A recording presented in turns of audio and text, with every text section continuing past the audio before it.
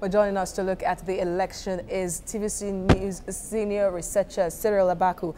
Thank you for joining us on the show. Cyril, good morning. Yes, good morning. My pleasure, American Assistant. Kenyans at the polls today already, but looking at the brutal killing of Chris Nsando, the guy that was supposed to make this happen today, there are fears that the election might not even be credible. Yes, as a matter of fact, I think over the weekend, there were 2 European nationals, I think maybe 1 European and 1 American national, that were working as consultants to Raila Odinga.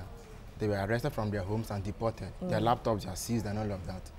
And I think Mr. Odinga also complained the other day that his office had been attacked, and vital documents taken away. But beyond these, first of all, I'd like to put a caveat that the sort of violence we saw in 2007, when thousands were killed and thousands more were displaced from their homes, we may not see that much this time, even if it does descend into chaos. Principally on the grounds that after that election in 2010, the country passed a new constitution, devolving powers to the counties and making them. So that pressure of too much interest at the center has doused a bit. That's one. But I think that going into the polls, there are a few key indicators that I am personally looking at. One is the fact that it is a battle between charisma and strategy. Raila Odinga is a very charismatic, shall I even say ubiquitous politician who has his presence, felt across the country, though he hasn't come to power before. But Uhuru Kenyatta is the son of the establishment, from his father down to his father's minions. People like Arap Moi, people like Mwai Kibaki, who literally created Uhuru Kenyatta and made him president. And belongs to the most populous tribe? Of course, yes, the Kikuyu, how they've always done it, and that trend pretty much still holds, is the fact that after the Kikuyu, who was the Jomo Kenyatta, came, a Kalenjin was brought on board, Arap Moi. After the Kalenjin, another Kikuyu came on board, Mwai Kibaki, and now you have Uhuru Kenyatta, a Kikuyu, another Kikuyu, and then his deputy is a Kalenjin. So hopefully, if Kenyatta does 10 years, he passes the baton back to another Kalenjin. But it's also important. I think that there is a fair level of disillusionment among Kenyan people. Whatever Uhuru Kenyatta is putting on the table as being his credentials in the past 5 years, that should legitimize his continued stay in power. I think Kenyans feel he has performed a little bit below the expectations. And so, I mean, if you look at the big gambit that was brought on board before the elections, the rails that the Chinese helped him to build, they're beginning to fail. And so fears are rife. The sort of hate speech we saw before 2007 is not as much as it is now, but somehow fears arrive that with Raila Odinga not backing up his horse of high ambitions, his rhetoric of saying that this election can only be won if Uhuru Kenyatta decides to rig, or let's say if the ruling party decides not to rig. It's a bit difficult, and people are quite worried. In fact, if you look at the news in the past few days, so many Kenyans are leaving the urban centers, going to their villages. 1, for fear of violence, and 2, again, voting patterns in Kenya are mostly ethnic. People are running, but the villages they are going to have been plagued by drought. So there's a looming humanitarian crisis that might just be accentuated should violence follow the polls, which is what nobody really wants, at least as at now. Okay, now you mentioned that the precedents by which power had devolved and it's been handed down until now. Now, Kenyatta, being the 4th president of Kenya, certainly would not want to be the first president that would not run for 2 terms.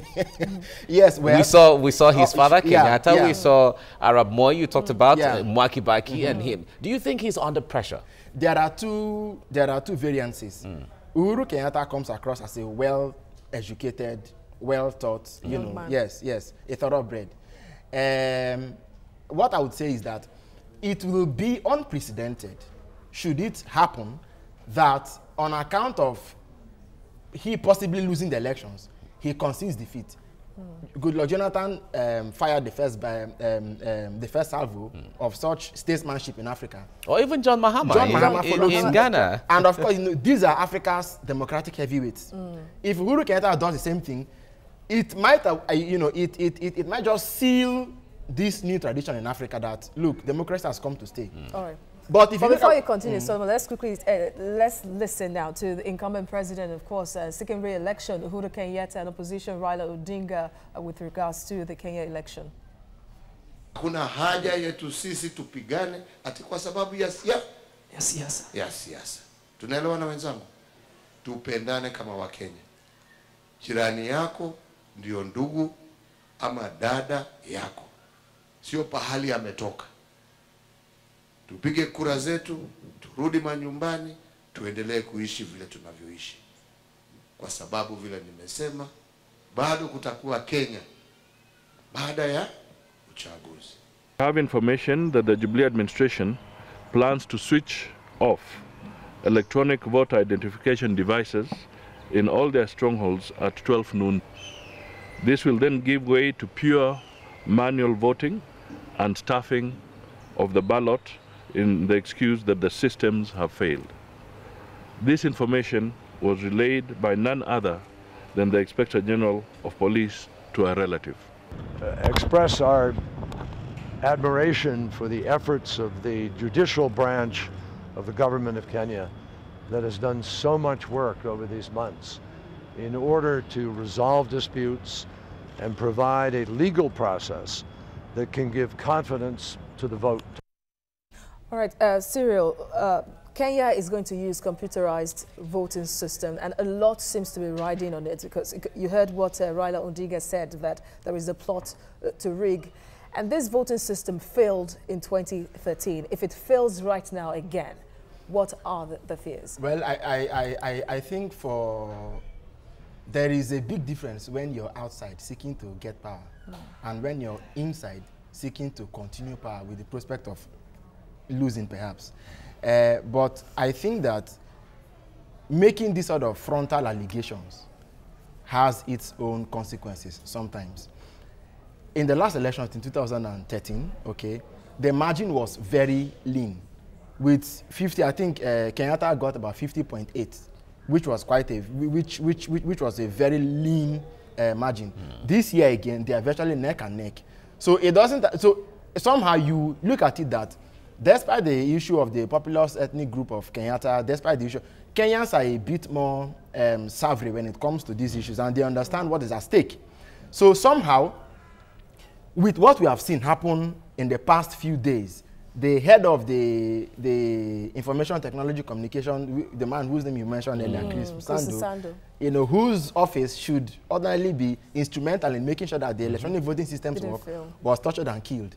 I hope that the machines don't also get tortured and don't also suddenly stop working. But it's important, and you cannot take away anything from the table. But what we are going to appeal for is that the first principle of a democratic society, as we have come to learn, is restraint.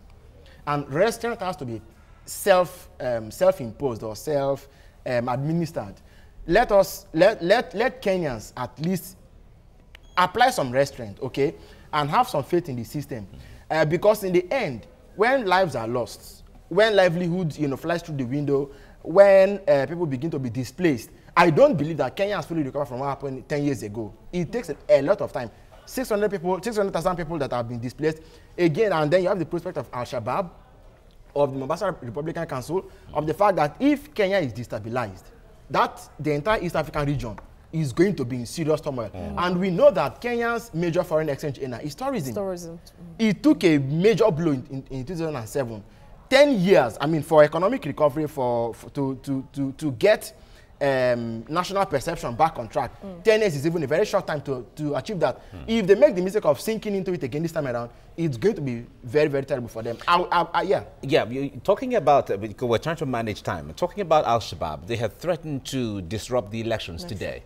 Now, Kenyans are aware, they've been watching all of those. Do you think that can have any impact on the apathy or the level of turnout for voting today? Well, even if it might, that should be in those areas. But I think that the police chief announced that they were going to deploy quite a 180,000 police including park rangers, you know, wildlife park rangers to come. So let's hope that for once the institutions are given room to operate freely, and that where they feel tension may burst more easily, you know, they step in, you know, the police and other relevant security agencies step in to nip them in the bud in time.